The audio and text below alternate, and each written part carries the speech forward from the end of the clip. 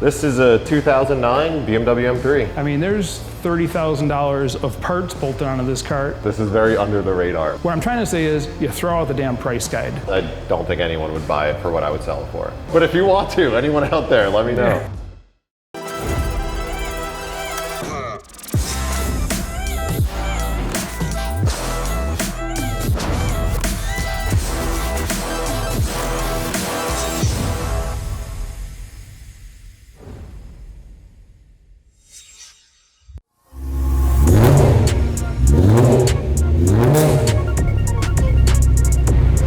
Vin?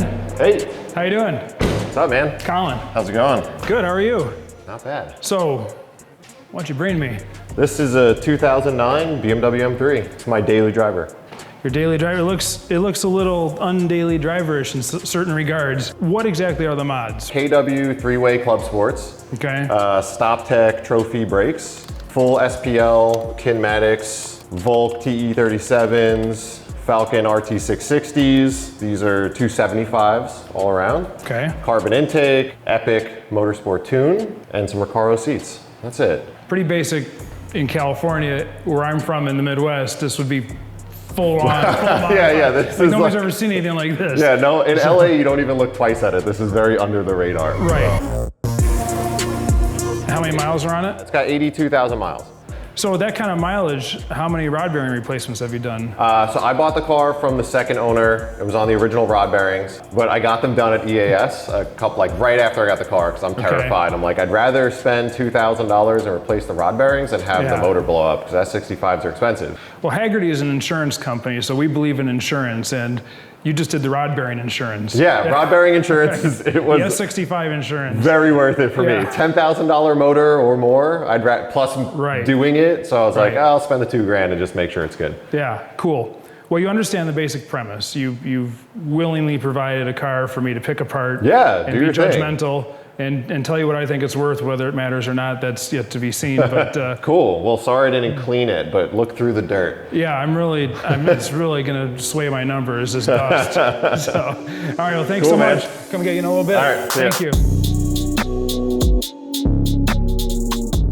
So I finished my appraisal of Vin's 2009 M3 four-door. Now, obviously it's a modified car made for track use. He daily drives it because he's kind of a honey badger type of dude. But when you're looking at a car like this, you're not really gonna be hung up on the little imperfections or details that you would be if it was a perfectly stock car. What I look at on cars like this is the quality of the modifications and the performance the car offers in comparison with what you could buy out of a showroom today. So, the question for anybody looking at one is not how much Blue Book value is, or how much a trade-in value is, or how much bone stock ones sell for. It's what it would cost you to buy a car to start with, how much it would cost you to bring it to this level, and if this is a level that you want. If the answer is yes, then you look around the car and you decide what the owner wants for it, and if that number makes sense to you. But as long as we're here, let's walk around it and take a look at some of the stuff that stood out to me. Just looking at the car, I can see where a lot of money has gone. You have $7,000 of wheels and tires on the ground. You've got probably $8,000 or $9,000 in Stop Tech brakes. These are almost the same identical brakes they use in World Challenge on race cars. I know he's got $6,000 or $7,000 in struts and springs under the thing. It has an exhaust on it that was clearly not inexpensive, a carbon fiber airbox, these super awesome Recaro seats, which, you know, I don't know how much these are, but they're probably at least $2,000 a piece. You know, the car's just done right. It has the right look. It sits right. Condition-wise, obviously, it's beautiful. The paint's really nice. It's not perfect, but it takes somebody that knows what they're doing to make a car just have the look. And this car has the look. You can tell it was done with some intelligence and some forethought and the right parts by somebody that knew what they were doing. So I'm not real good with math, but if we're looking at, 8 plus 7 plus 4 plus 6, I mean, there's $30,000 of parts bolted onto this car, not counting the labor to do it. And labor these days, at a shop rate of $125, $150 an hour is not inexpensive either. So what I'm trying to say is you throw out the damn price guide, because this is a car you buy because you want it, because you can use it, and because of what it offers in terms of performance. Also, it's not cookie cutter. You drive this thing around, you pick up the kids from school or whatever, you're not driving a bone stock car to the showroom that anybody with a checkbook can just go buy. This takes, again, forethought and effort and some knowledge of what you're doing. That's what I appreciate about this particular car.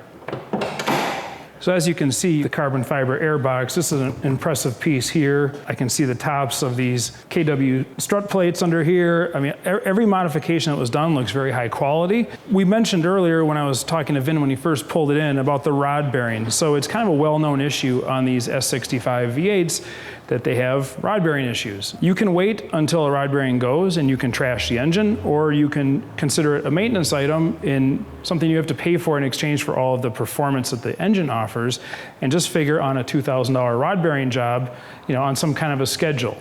You can do things like oil analysis. You can send the oil out to, say, Blackstone Labs and have them see if there's bearing material in it. You can keep an eye on it as you own the car. But if you're buying the car, if you buy one of these, you want to kind of figure out a baseline, and that's what Vin did. He bought this car, he knew there was a rod bearing issues with these engines. He said, you know what, I'm going to feel better about just doing them and knowing that they're brand new and fresh. And he did it, and now he doesn't have to worry about it for a long time. So I think that pretty much covers us under the hood. A few of the modifications you can see, and a couple of the maintenance things to think about when you're buying a used high-performance BMW of this era. We need to get the key. All right, I've recovered the key, so let's hop inside and take a look. Now, one thing to point out is obviously this is a DCT transmission versus the 6-speed manual, which is the rarer of the two. So there's a little value difference. Obviously, a 6-speed is very desirable today. There's not a lot of manual transmission cars left anymore. Yes, it'd be worth more with the 6-speed, but the DCT is also a good choice. Just looking around, car's very nice and clean inside. I see nothing that jumps out at me. No undue wear and tear. Since I'm sitting in here and it's lit up, let's give it a start, see what it sounds like.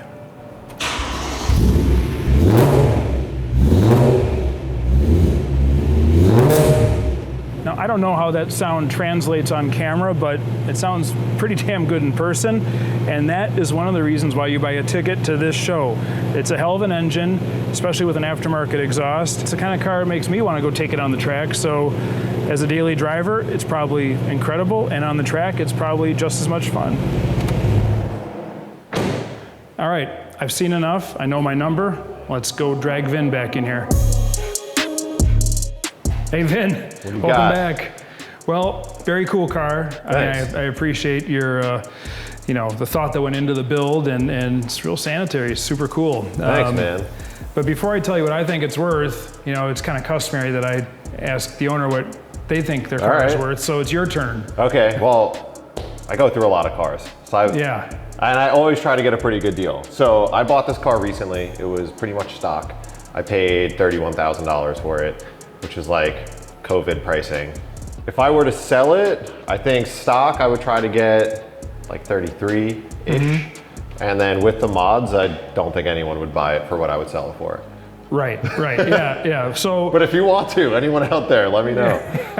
Yeah, okay, we'll put your contact info down below. So. But yeah, I mean, I don't disagree. I think stock, I think the car is that upper 20s, low 30 range is where it's living, especially with the rod bearings done, all that stuff. And it doesn't take a genius to figure out that you've got 30, 35 grand of mods on here just in parts alone. Right. But even if you take the first number and add the second number to it, that is not what it's worth as a whole. Unfortunately, because, you always get a haircut. So I think if you were to sell it modified, I think it's, you know, somebody pays 45 to 50 grand, they give you that, you know, 20, 30% haircut on the parts.